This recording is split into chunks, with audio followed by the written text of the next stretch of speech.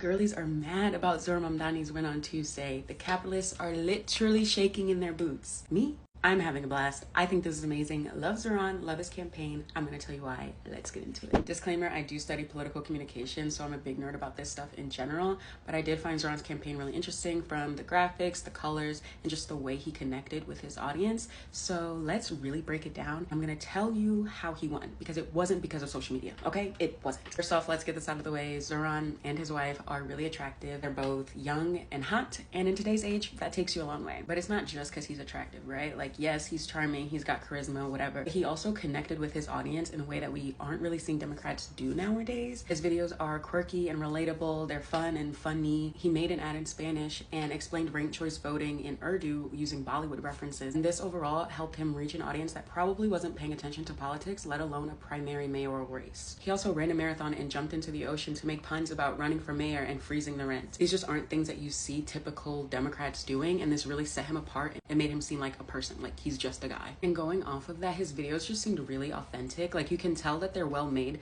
but they don't look overly produced like Democratic ads that we've seen in the past. His campaign was focused on the everyday New Yorker and making himself available to them. You can see this in how he's at the center of his own campaign. He's talking directly to the camera and walking around the city and cozying up to New York small business owners, even going into the food truck of one to talk about halal inflation and what they can do to bring down the price of halal. He was also really good at getting on the media that New Yorkers are already tuned into, like Gaydar and Subway Takes. So again, people who probably aren't paying attention to politics, and he's meeting them where they're at and saying, hey, I'm running for mayor, this is how I can help you, vote for me, basically. And now moving on to his social media and digital strategy and presence, which was also very intentional. Instead of using the typical Democrat blue or America's red, white, and blue for his campaign, he uses these bold, eye-catching, vivid shades of orange and blue to represent New York City. It's the same with his graphics. They're not the typical corporate, polished graphics that we've seen from Democrats. His graphics have this comic book-esque vintage feel, and his team is quoted saying that they were inspired by